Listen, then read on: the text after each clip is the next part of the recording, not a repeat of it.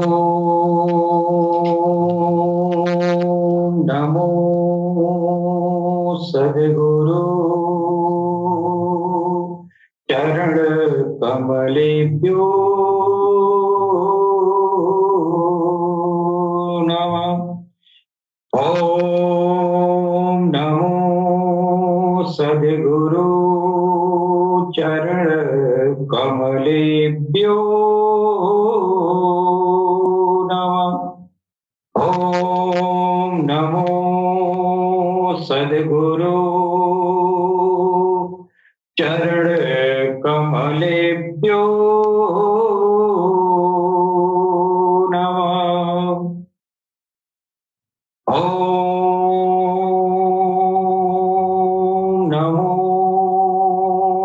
नारायणाय।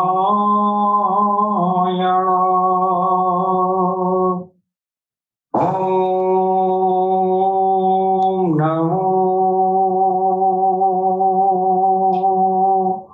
नारायणाय।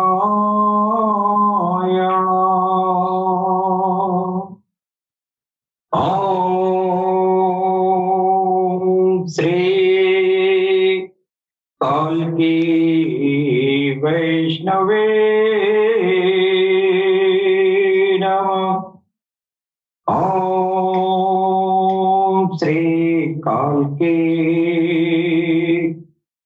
वैष्णवे नमः। ओम श्री काल्की वैष्णवे नमः।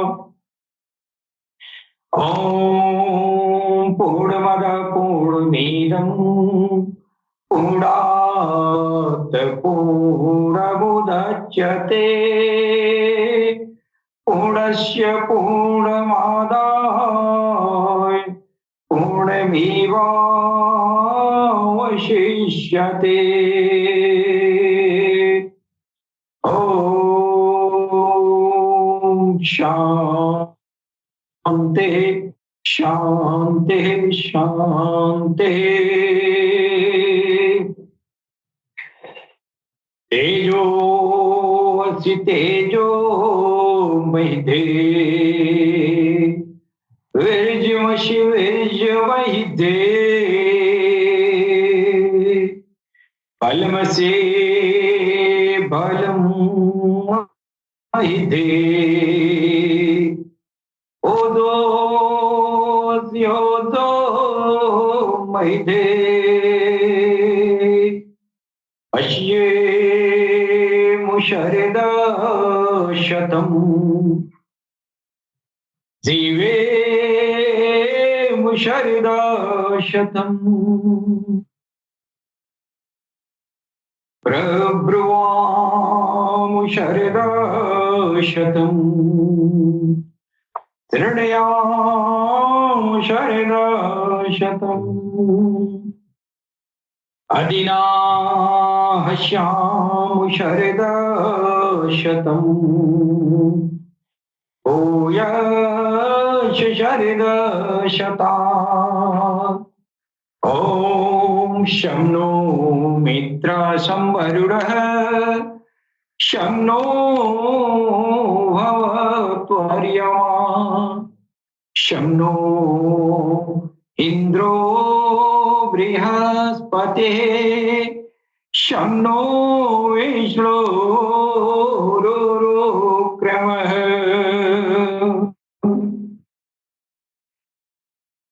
त्वमादिदेव पुरुषः पुराण त्वमस्य विश्वस्य परं निधानम् वेत्तासि वेद्यं च परं च धाम त्वया ततं विश्वमनन्तरूप। यदा यदा हि धर्मस्य ग्लानिर्भवति भारत अभ्युत्थानं धर्मस्य तदात्मानं सृजाम्यहम्। परित्राणाय साधूनां विनाशाय च दुष्कृतां धर्म संस्थापनार्थाय संभवामि जुगे जुगे। सुख दुखे समे कृत्वा लाभालाभो जया जयो ततो युद्धाय युजस्व नैवं पापं वापस्यसे। वासांसि जीर्णानि यथा विहाय जानि गृह्णाति नरोपराणे तथा शरीराणि विहाय जीर्णा नन्यानि संयाति नवानि देहि। नैनं छिदन्ति शस्त्राणि नैनं दहति पावकः न चैनं क्लेदपापयन्तापो न शोषयति मारुतः। कर्मणेवाधिकारस्ते मा फलेषु कदाचन मा फलकर्म फलहेतुर्भुः मा ते संगोऽस्त्वकर्मणि। वक्रतुंड महाकाय सूर्यकोटि समप्रभ निर्विघ्नं कुरु मे देवं सर्वकार्येषु सर्वदा। ओम गंगणपतये नमः। ओम गंगणपतये नमः। ओम गंगणपतये नमः। सबसे पहले हम अपने भगवान सदगुरु सैयदी यूनुस गौहर जी महाराज की चरण कमलों में भगवान श्री राम की धरती से मैं कोटि कोटि नमन करता हूं। तत्पश्चात हमारे अलरा टीवी से जुड़े हुए जितने भी भाई बंधु जो पूरी दुनिया में प्यार और मोहब्बत का पैगाम सारी इंसानियत के दिलों तक पहुंचाते हैं, उन सभी भाई बहनों को मैं सर नवा कर प्रणाम करता हूं। मित्रों, हमारा जो ये ऑल इंडिया हावर का प्रोग्राम है, इस प्रोग्राम के जरिए हम दुनिया के समस्त समुदायों में, दुनिया के समस्त धर्मों के बीच हम इस प्लेटफॉर्म से अनेकता में एकता का प्रदर्शन करते हैं। ये हमारा उद्देश्य इंसानियत के दिलों को उसके प्रभु के नाम से जागृत करना। इंसानियत का दिल जुल्मत में डूबा हुआ है और सारी दुनिया पर कत्ल गारत और फसाद मचा हुआ है। इस कलयुग के आत्मघाती दौर में ये हमारे भगवान सदगुरु संत शिरोमणि सैयदी यूनुस गौहर जी महाराज शांति के अग्रदूत बनके उभर रहे हैं। जी बिल्कुल। दुनिया का कोई भी दीन हो, कोई भी धर्म हो, किसी भी पंथ पंथावली के मानने वाले हो, सबसे पहले वो इंसान है और हम धर्मों से ऊपर उठ के इंसानियत की बात करते हैं। हालांकि कोई धर्म हैवानियत नहीं सिखाता है। बिल्कुल लेकिन ये धर्म वाले हैवानियत करते हैं, जी। इसलिए वो धर्म पर अमल पैरा नहीं है। कोई भी दीन इस धरती पर शांति, अमन, अमान, मोहब्बत के लिए बनाया गया, जी लेकिन इंसान परसों से, अनंत काल से इस धरती को लहूलुहान करते आया है। जी हालांकि सारे धर्म के लोग एक ही ईश्वर को मानने वाले हैं। जी सब लोग उसी परमपिता परमेश्वर, ईश्वर, अल्लाह, गॉड, ओम या भिन्न भिन्न नामों से भिन्न भिन्न दीन धर्मों में उस ईश्वर का नाम रखा गया है। जी बड़ी अजीब विडंबना है कि दीन और धर्मों के जो पुरोधा हैं, जी तथा कथित पुरोधा, जो एक दूसरे के धर्मों में बुराइयां ढूंढते रहते हैं, जी जबकि किसी भी दीन धर्म में बुराई की बात सोचना भी ये गुनाह है। जी अगर धर्म ईश्वर प्रदत्त है तो बुराई हो ही नहीं सकती। बिल्कुल बुराई का अमल कराने वाला कोई और ईश्वर की मखलूक है, जिसके वजह से इंसान बुराइयों पर उतारू होता है। और ये भेद जिस धर्म वाले जान गए, जी ये इस रहस्य को जो दीन वाले जान गए, जी चाहे कोई भी दिन हो, उसी दिन पर अमर पैरा होके इस राज को जानने वाला, ये हमसे गुनाह और गलतियां कराने वाला कोई एक खास ऐसी ईश्वर की कृति है जिससे बचने के लिए हर धर्मों में ईश्वर ने बारहा मना किया है। जी हालांकि भेजा ईश्वर ने ही है, लेकिन क्यों भेजा है?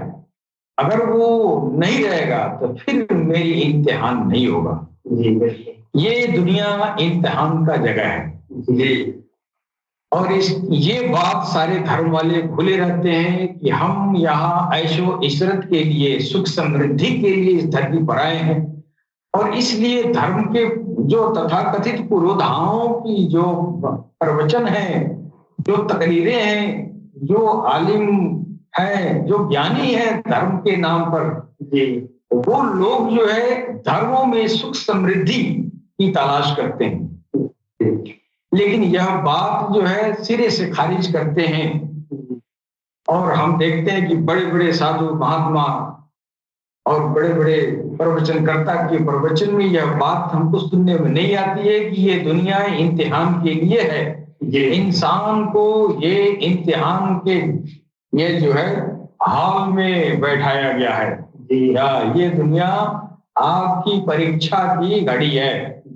जो इस राज को जान गया, फिर वो जो है इस इम्तिहान में पास होने के लिए अपने सर की कोई कीमत नहीं रखा। बिल्कुल। और यह कुर्बानी सारे दीन धर्म वालों ने किया, जी है कि नहीं?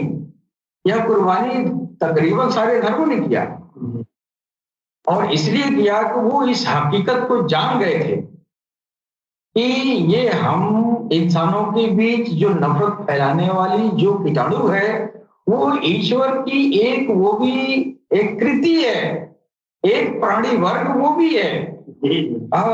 वो वही हमका हमारे इम्तिहान के लिए वो लगाया गया है। तो हमारी इस दुनिया के जो इम्तिहान है वो अगर वो आसुरी प्राणी मेरे साथ अगर लगाया नहीं गया होता तो हमारा इम्तिहान क्या होता, किस बात की होती? जी जी, मैं ईश्वर की भक्ति में खरा हम कैसे उतरते? जी, जब ये शैतान हमको भगाता है, मुसीबत में डालता है कि नहीं? जी, तो हम ईश्वर की याद करते हैं। जाहिर है कि आप देखते हैं कि ऐशो इशरत करने वाली दुनिया में जितने लोग हैं, जितने सुख समृद्धि में पले पल रहे हैं। जी वो भगवान को तो मानते हैं, लेकिन पूरी तरह उसको शैतान जो है अपने आधिपत्य में रखता है। जी जितनी चिकनी जुबान होती है, उतने चिकने वस्त्र होते हैं, और उतना ही मकर उसके दिल में होता है। बिल्कुल। ये नाम रखने की जरूरत नहीं है। अगर कोई वास्तव में भगवत भजन करने वाला, भगवान का समर्पित व्यक्ति कोई है, जी तो उसको पता चल जाता है कि जितने लोग धर्मों में ऐसो इशरत खोजने वाले हैं, जी ये इस ऐसो इशरत के पीछे धर्म को तो अधर्म में बदल ही देते हैं, दुनिया में फसाद भी फैलाते हैं, है कि नहीं? दुनिया में जो है खुरेजी करवाते हैं, दुनिया में बवाल फैलाते हैं, और इंसानियत को गुमराह करते हैं, और इंसानियत इन फितरतबाज इंसानों को जो गिने चुने समाज में होते हैं, उनको देखकर अधिकांश इंसानियत उनका अनुकरण करना चाहती है। जी जैसे एक खित्ते में, एक क्षेत्र में अगर कोई बहुत बड़ा पूंजीपति आदमी है और वो अपनी जिंदगी बहुत एक लग्जरी जीवन जी रहा है, जी तो उसको देखने वाले अधिकांशतः वो जो है उसका अनुकरण करते हैं। जब किसी भी विधि विधान से हम उसके तरह हमारा जो है ये जीवन शैली हो जाए, लेकिन उसको ये पता नहीं है, तो वो भी इम्तिहान में है और हम भी इम्तिहान में हैं। ये नहीं देखते हैं कि पता नहीं वो पास होगा कि नहीं होगा। उसकी नकल करते हैं उसकी लाइफ स्टाइल का, उसकी ये नकल नहीं करते हैं कि वो भगवान के इम्तिहान में पास होगा कि नहीं होगा, है कि नहीं? तो ये जो है धर्मों का इस्तेमाल इंसानियत के अपने ऐशो इशरत के लिए किया जाता है, है कि नहीं? जबकि धर्म का माना ये है ही नहीं है। अब हमारे सनातन धर्म में जितने भी लोग हैं, आमतौर से हम देखते हैं कि पूजा पाठ करने वाले मतलब बहुत ही जोरदार पूजा पाठ करते हैं, यहाँ तक कि महीने भर जो है हमारी माँ बहनें ये जो है व्रत और त्योहार में लगी रहती हैं, और इसके पीछे जो है वह जो है बहुत सारी कुरीतियों को भी जन्म दे डालती हैं, है कि नहीं? और इसलिए वो पूजा पाठ में लगी रहती हैं कि मेरी सुख समृद्धि बनी रहे, मेरा स्वास्थ्य बने रहे, मैं चिरंजीवी हो जाऊं, है कि नहीं? और किताबों में भी ये है, किताबों में भी तो इस तरह की बातें आई हैं। ये जो है अभी मैंने जो मंत्र पढ़ा है, तेजोवसी तेजोमय थे, वो वेदों का मंत्र है। तेजोवसी तेजोमय थे, बीर्जमसि बीर्जमय थे, ओजोवसी ओजोमय थे। उसका मतलब ये भगवान हमारे शरीर में ताकत ले आइए, ओज ले आइए, मैं बलवान बनूं, मैं समृद्धवान बनूं, मैं 100 वर्ष तक जीऊं, है ना? यही तो है। तो लोगों ने जो है अब ये भगवान से सिर्फ ही भगवान का इस्तेमाल सिर्फ इसी काम के लिए रखा है। लेकिन जब किसी पारंगत गुरु के पास जाते हैं तो कहते हैं कि ये सुख समृद्धि ऐशो आराम, ये उम्र का दराज होना, ये तो ये उसको उसके प्राप्ति के सामने ये कुछ भी नहीं है। कोई कुशल गुरु अगर मिलता है वो बताता है कि परमेश्वर की प्राप्ति, परमेश्वर में समाहित होना, परमेश्वर से मिलन, ये सबसे बड़ी उपलब्धि है। इससे बड़ी उपलब्धि ये सुख समृद्धि जीवन का नहीं है। क्यों? तो आप जो है आप बहुत बड़े वर्ल्ड ये जो है लेवल के आप अमीर आदमी हो गए, लेकिन ये तय है कि मरना है। बिल्कुल। और एक जो है गरीब आदमी जो मजदूरी करता है उसको भी मरना है कि नहीं? ये एक ऐशो इशरत करके जाता है, एक खून पसीना बहा के जाता है, जाना दोनों का है कि नहीं? बिल्कुल। तो ये क्षण भंगुर है, ये कष्ट भी ये अस्थायी है, और एक का ऐशो इशरत भी अस्थायी है, परमानेंट कुछ भी नहीं है। जबकि धर्म यही सिखाता है कि तू परमानेंट की तरफ आ, हाँ, जो तुम्हारा ऐशो इशरत जो परमानेंट हो, उस परमानेंट की तरफ आओ। ये आरजी, ये जो है थोड़ी देर के लिए क्षण भंगुर जिंदगी के लिए लोग जो है अपनी पारलौकिक जिंदगी को दरहम बरहम करके रखते हैं जी, है कि नहीं? और यही जीवन का मकसद है कि हम अपने जिंदगी को, चाहे ईश्वर हमको जिस हाल में रखे, उस हाल में हम धर्म को धारण करें और अपनी पारलौकिक जिंदगी को संवारें, है कि नहीं? इसीलिए किताबों में दिया है धर्म अर्थ काम मोक्ष, ये जिंदगी की सफर होनी चाहिए। धर्म को धारण करें। अब यहां धर्म को धारण करने के लिए मैं अपने वक्तव्य में कई बार कह चुका हूं कि धर्म और दीन अलग है। धर्म का मतलब एडॉप्टेशन, धारण करना, और एडॉप्टेशन क्या होता है? एडॉप्टेशन एडॉप्ट करने के लायक सिर्फ और सिर्फ स्पिरिचुअलिटी होती है। स्पिरिचुअलिटी को एडॉप्ट करें, इसी को धारण करना है। इसी धारण से, इसी धारणा से धर्म बना है। दीन अलग है। हाँ, दीन धर्म के लिए बना, यानी दीन स्पिरिचुअलिटी एडॉप्ट करने के लिए बना। मोहम्मद रसूलुल्लाह सल्लल्लाहु अलैहि वसल्लम जो इस्लाम लेके आए, वो इंसानियत को धर्म धारण करने हेतु इस्लाम आया। यानी इस्लाम में जो बातनी इल्म है वो धर्म है। हाँ, उसको धारण करने के लिए इस्लाम के अरकान, नियम, कानून ये बनाए गए कि इस पर चल के इंसानियत रूहानियत को एडॉप्ट करेगा, अध्यात्म को एडॉप्ट करेगा, रूहानियत को एडॉप्ट करेगा, स्पिरिचुअलिटी का बात वही है। स्पिरिचुअलिटी और रूहानियत चीजें वही है। तो अंग्रेज जो है स्पिरिचुअलिटी कहते हैं, हमारे सनातन भाई अध्यात्म कहते हैं, है कि नहीं? और मुसलमान भाई रूहानियत कहते हैं। ये अर्क है इंसानियत के लिए, ये अमृत, अमृत का प्याला है। हाँ, अमृत का प्याला मतलब ये कि वो बर्तन जिसके अंदर अमृत होता है, जिसको पीने से मौत नहीं आती, वो प्याला क्या है? वो प्याला है धर्म। हाँ, ये इसी धर्म को धारण करने के लिए भगवान जोगेश्वर ने बार बार जो है उन्होंने गीता में इशारा किया है कि कर्म करो, कर्म करो, है? कर्म करो। और कर्म दूसरे अध्याय में कह रहे कर्म करो, है नहीं? पहले अध्याय में तो पहले अध्याय में तो नींव छान रहे हैं, अध्यात्म को समझाने के लिए पात्र बना रहे हैं। ये कोई अर्जुन है, कोई द्रोणाचार्य है, कोई अश्वत्थामा है, तो कोई कौरव है, तो कोई पांडव है। ये स्पिरिचुअलिटी को समझाने के लिए है ना, ये जो है स्पिरिचुअलिटी का, अध्यात्म का वो प्रस्तावना लिख रहे हैं पहले अध्याय में। दूसरे अध्याय में वो जो है इशारा कर रहे हैं कि कर्म करो। कौन सा कर्म? यही धर्म कर्म है। ये धर्म क्या? ये स्पिरिचुअलिटी, ये रूहानियत, यानी रूहानियत धारण करो, रूहानियत हासिल करो। हाँ, उसी को कर्म कहा गया है कि नहीं? अब ये कर्म से मुराद ईश्वर जो है, ये भगवान कृष्ण ये नहीं कहना चाहते हैं कि कर्म का मतलब आप खेती कर रहे हैं तो उस कर्म के लिए अर्जुन को बार बार कह रहे हैं कि कर्म कर, कर्म कर।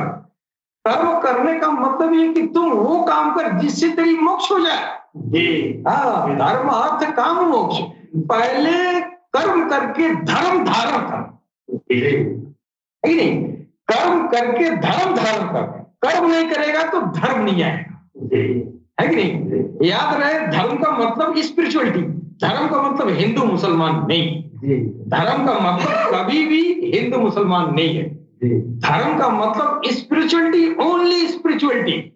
और ये स्पिरिचुअलिटी कर्म की वजह से आता है। और कर्म के बारे में भगवान कृष्ण जो है आगे बता रहे हैं, ये कर्म क्या है। एक तरफ कह रहे हैं, दूसरे अध्याय में कह रहे हैं कर्म कर, तीसरे में कह रहे हैं कि तू निर्धारित कर्म कर।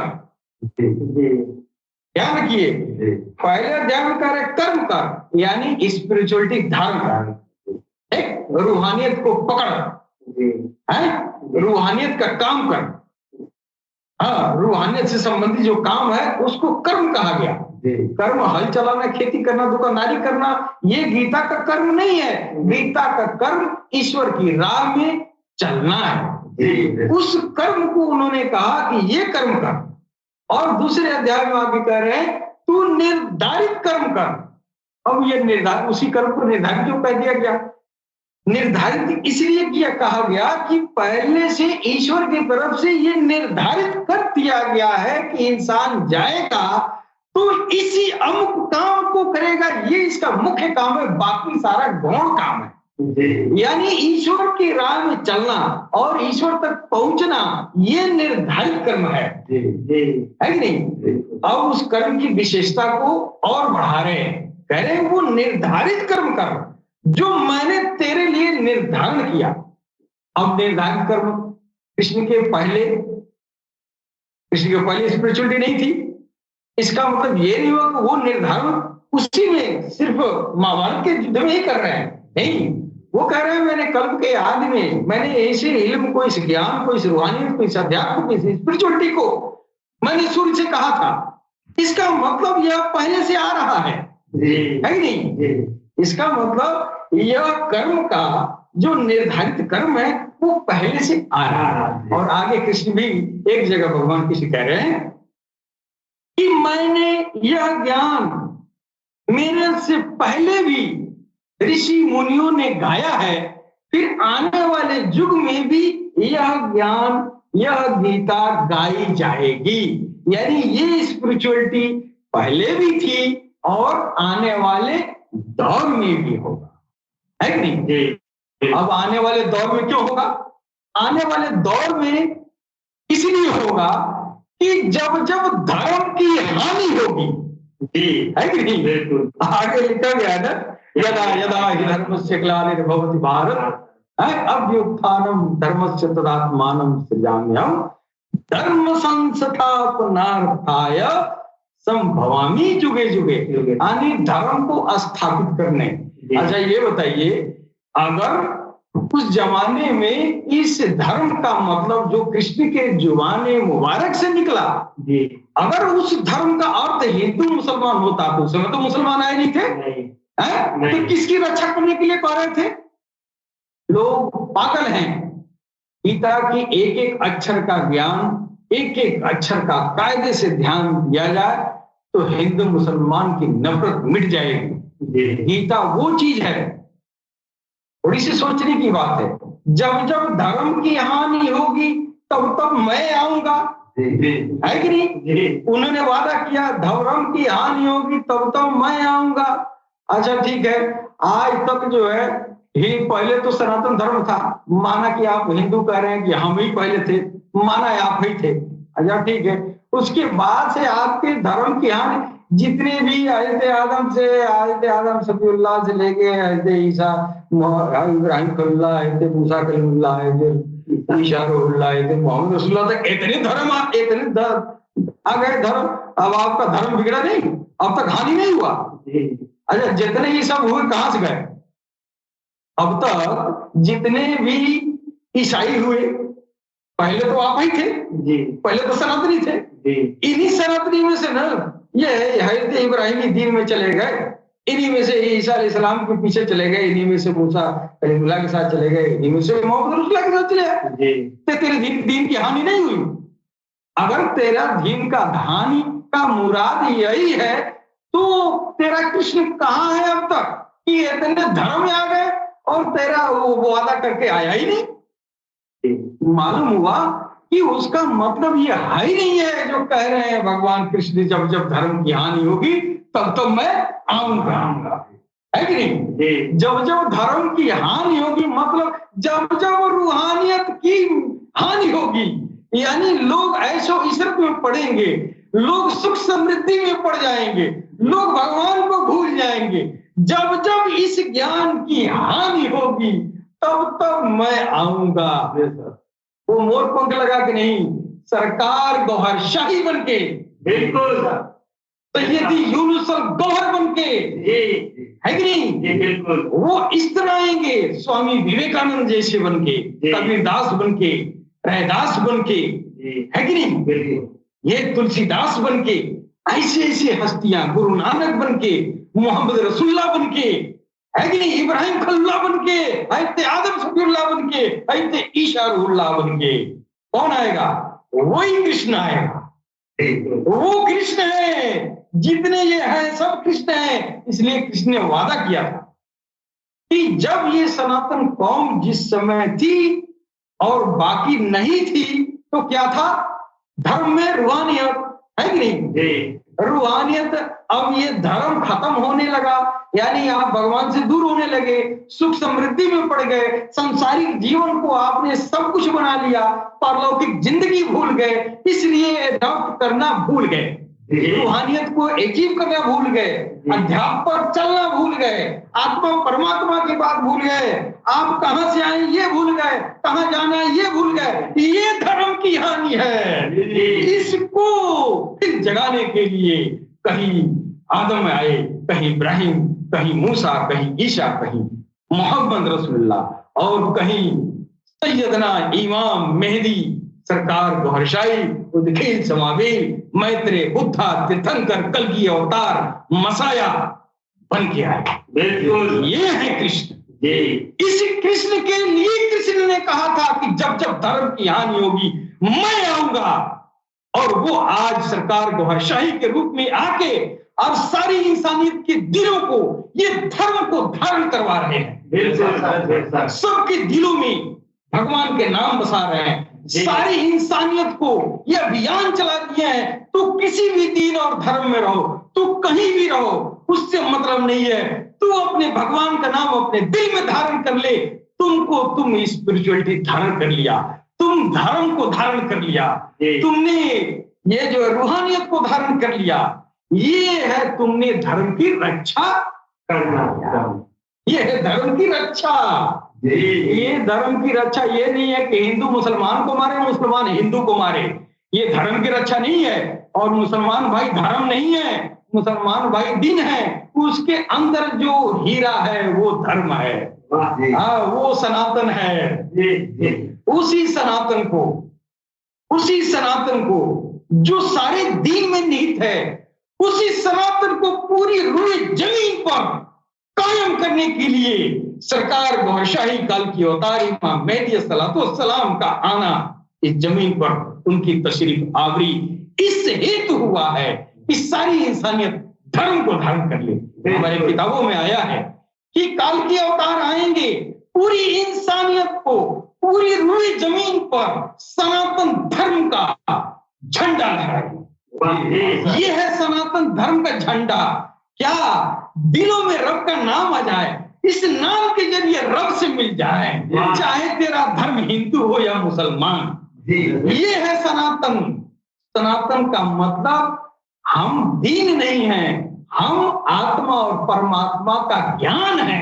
हम आत्मा और परमात्मा का जो बाप है ना, हम वो है। तू सनातन का मतलब हिंदू क्यों समझ जाता है? हिंदू का मतलब सनातन, हिंदू तो ये बिगाड़े हुए ये जो शब्दकोश है, हाँ, ये बिगाड़े हुए शब्दकोश है, ये किसी का लान तान किया हुआ शब्दकोश है।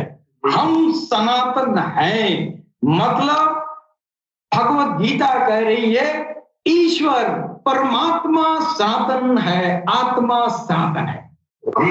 मतलब न वो कभी अंत है, न शुरू है, न आदि है, न अंत है कि नहीं? उसका कोई आदि और अंत न है। तो कौन बता सकता है आत्मा परमात्मा के अलावा आदि अंत है किसी का? नहीं है, आदि अंत नहीं है। नहीं। अरे भाई, ये दुनिया में ये जो हिंदू कहला रहे हैं, जो मुसलमान बनते जा रहे हैं, इसका अंत नहीं हो गया? तो ये तो सनातन हुआ नहीं। सनातन वो है जो हमेशा से रहे, हमेशा रहेगा। ये तो सिर्फ ईश्वर की जात है ना, अल्लाह की जात है। सिर्फ अल्लाह की जात हमेशा से हमेशा रहेगी। और अल्लाह में से हमारे कुल से जो आत्माएं निकली हैं वो सनातन है। तो हम उस आत्मा और परमात्मा की बात करने वाले लोग सनातनी कहलाते हैं। सनातनी का मतलब ये नहीं कि काला पीला चोला ये पहन के झगड़ा का ऐलान करें, ये कत्ल गारत की बात करें, ये सनातनी नहीं है। ईश्वर माफ नहीं करेगा, ईश्वर कभी नहीं माफ करेगा जो धर्म के नाम पर कत्ल गारत करने वाले लोग हैं, जो चाहे वो हिंदू हो या मुसलमान या सिख हो या ईसाई। ईश्वर कर्म फल दिवस के बख्शेगा नहीं। ईश्वर जितना बड़ा दयालु है उतना ही बड़ा निर्दयी है, उसको दया नहीं आएगी आपके रोने पर, इसलिए कि आपने उसके आदेशों का उल्लंघन किया। उसने प्यार और मोहब्बत से रहने के लिए दुनिया में भेजा है और आप यहाँ आके धर्म का नाम लेके कत्लो गारत कर रहे हैं। आपको ईश्वर नहीं छोड़ेगा, इसलिए कि आप नाफरमान हैं, आप उसके बंदे हैं, लेकिन सिर्फ दिखावा के। अगर कोई सच्चा ईश्वर का भक्त है, सच्चा अल्लाह वाला है, तो इंसान समस्त इंसानियत से प्रेम करता है, समस्त इंसानियत से। और थोड़ी देर के लिए ये एक बात आती है कि ये इस धर्म से उस धर्म में लोग चले जा रहे हैं, तो देखने में लगता है ये धर्म की हानि है। दरअसल वो धर्म की हानि है, धर्म खोजने के लिए दूसरे दीन में चला गया। तूने धर्म को खो दिया तो क्या करे बेचारा, तो चला ही जाएगा, है कि नहीं? इसीलिए आप देखा गया है कि आज जो है कट्टरवादी विचारधारा के जो सनातन धर्म के लोग हैं, वो इस्लामी जो सूफी संत बड़े बड़े पाए गए बुजुर्ग जो गुजरे अल्लाह वाले, उनसे भी जो है वो द्वेष रखते हैं। क्यों? इसलिए रखते हैं कि ये सूफी संत ख्वाजा गरीब नवाज आए और इतने हिंदू मुसलमान हो गए, मेरे धर्म की हानि हो गई। मेरे भाई ये धर्म की हानि नहीं है, तूने खुद हानि कर दिया। जब तेरे पास भगवान नहीं पाया तो ख्वाजा के पास चला गया, वो धर्म पा गया, है कि नहीं? और ख्वाजा की मजबूरी ये थी कि बेचारा कोई भी दीन वाला है, बिना कलमा पढ़ाया तो उसको फैज देंगे नहीं। बिना कलमा पढ़ाए कोई इस्लामी बुजुर्ग किसी भी दीन धर्म का इंसानियत को रब से नहीं मिला सकता था। क्यों? तो उसकी बिसात ही नहीं थी कि अपने कलमा के अलावा उसके दूसरे कलमे से उसको रब तक पहुंचा दे। ये किसी के अंदर पावर नहीं थी। ये सिर्फ और सिर्फ सैयदना रियाज अहमद गौहर शाही सरकार इमाम मेहदी अस्सलातु वस्सलाम, इमाम मेहदी कल की अवतार उद्गील समावील मैत्रेय बुद्धा तीर्थंकर के लिए है ये। तो किसी भी दीन धर्म धर्म बदलने की जरूरत नहीं है। आप बस मेरे सामने मेरे साथ अपने रब का नाम ले ले, मैं वादा करता हूं जब तक तू पहुंच नहीं जाएगा, जब तक तेरा रब तुझसे मिल नहीं जाएगा, तब तक हम तेरा साथ देते रहेंगे। ये कौले मुबारक हमारे सरकार गौहर शाही की। ये कभी नहीं इस धरती पर हुआ था कि कोई इस्लामी बुजुर्ग दीन तो देता था, ये धर्म तो देता था, रूहानियत तो देता था, स्पिरिचुअलिटी दे देता था, लेकिन रब से नहीं मिला पाता था। वो ख्वाजा के पास गया तो जरूर, अगर मुसलमान नहीं बना तो अल्लाह से नहीं मिला, है कि नहीं? अगर मुसलमान नहीं बना तो अल्लाह से नहीं मिला। क्यों? उनकी मजबूरी थी कि वो उम्मते मोहम्मद भी, वो हुजूर पाक की उम्मत में से हैं, और उम्मत में जो उनको फैज मिला है वही दे सकते हैं, जो नहीं है वो कैसे देंगे? जो चीज किसी के पास है ही नहीं है वो कैसे देगा? तो उनकी मजबूरी थी ना। गौस और ख्वाजा के कदमों में जो गया, रब तो मिला लेकिन उन्हीं को मिला जो कलमा को हो गया। अब आप कहते हैं कि मेरा धर्म की हानि होगी, धर्म की हानि नहीं हुई, तेरा धर्म खराब था, उसने रब को पा लिया, उसको हिंदू मुसलमान से कहना नहीं दे रहा है, लेकिन देखने में लगा तो मुसलमान हो गया ना, है कि नहीं? लेकिन अब अल्लाह ने, ईश्वर ने अब आपको गनीमत ये दिया कि तेरा धर्म कुछ भी हो, तेरे मरने तक ये है, तू मर जाएगा तो मरने के बाद से तेरा हिंदू और मुसलमान इसी दुनिया में रह जाएगा, सनातन तेरे साथ जाएगा।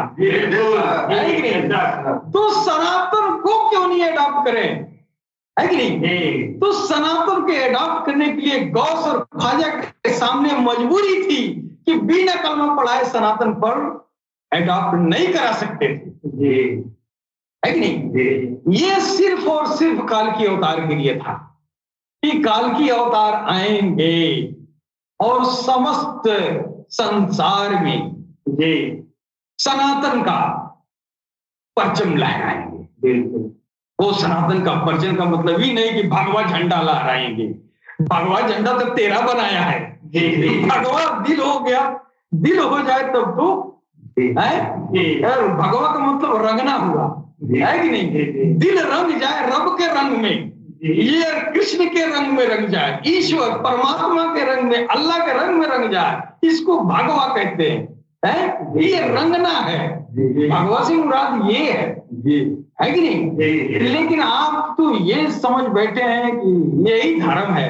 ये चोले में धर्म थोड़ी होता है, दिल में होता है। बार बार कृष्ण कह रहे हैं अर्जुन से, ये है अर्जुन, ये अपने दिल में देखो, अपने दिल की तरफ बार बार इशारा कर रहे हैं, है कि नहीं? और सारे हमारे ऋषि मुनियों ने भी दिल की तरफ इशारा किया है कि हृदय में ही वो जो है वो ईश्वर परमात्मा का वास होता है कि नहीं? तो मालूम हुआ कि आपका जो धर्म है वो ये है कि ईश्वर का नाम अपने दिल में बसाएं, है कि नहीं? और इसके हृदय भजन के जरिए सतत कर्म में, नियत कर्म में संलग्न हो जाएं और धीरे धीरे इस आराधना से, इस निष्काम कर्म योग के जरिए या कर्म योग के जरिए, ये कर्म ही है साधना आराधना। 12 से 14 15 तरह के ये कर्म जो है भगवान कृष्ण ने बताया भगवत प्राप्ति के लिए। वो कोई सांसों में भयता है, कोई सांसों को रोक के भयता है, कोई धड़कनों में भयता है, कोई मन में भयता है कि नहीं? ये सब यही जो है कर्म है। हाँ, इस कर्म को जो है यज्ञ कहते हैं। यज्ञ का मतलब हवन करना, हवन का मतलब जलाना, जलाने का मतलब दुनिया वाले ये समझे चावल, तिल, दाल और ये जो है चंदन और ये जो है आगी बार के उसमें जला दो। तो लोगों ने यही यज्ञ किया। भगवान किसी कह रहे हैं कि अरे भाई यज्ञ वो नहीं है, यज्ञ इधर है, वो अंदर लो जलाओ, ये ईश्वर के नाम का वो चिराग जलाओ और उसमें अपने नाभि, आश्री और नफ्स को हवन कर दो। अपने आश्री आत्मा को उसमें हवन कर दो, उसको भस्म कर दो। इसी भस्म करने के लिए कहा गया था। ये साधु लोग समझे कि आगे जरा के मुंह में पोत लो राखी भस्म। लोगों ने बिगाड़ा है ना। भस्म का मतलब आश्री आत्मा को भस्म करना है, यानी वो गया, वो जल गया तो जो बचेगा वो परमात्मा बचेगा। इसी को कहा गया है कि ये जो है गैरुल्ला, गैरुल्ला निकलेगा तो अल्लाह आएगा ना। तो गैरुल्ला में यही है, वो शैतान है, वो इब्लिस है, वो उसको मार भी बहुत भाषा में मार कहा जाता है ना। और उसको हमारे वैदिक भाषा में उसको आश्री आत्मा बोलते हैं, है ना। और ये जो है गीता की भाषा में उसको आश्री संपद बोलते हैं। आश्री संपद क्या है? काम, क्रोध, लोभ, मोह, मद, मत्सर, अत्याचार, व्यभिचार के कुविचार, ये विचार जन्म लेते हैं और आपकी आत्मा को अधोगति में पहुंचाते हैं। और आप समझते हैं ये अंदर मानस पटल में छुपा हुआ है। जब जब मौका पाता है तो एकदम अपने दल बल के साथ आपके मनो मस्तिष्क पर आके बढ़ जाता है।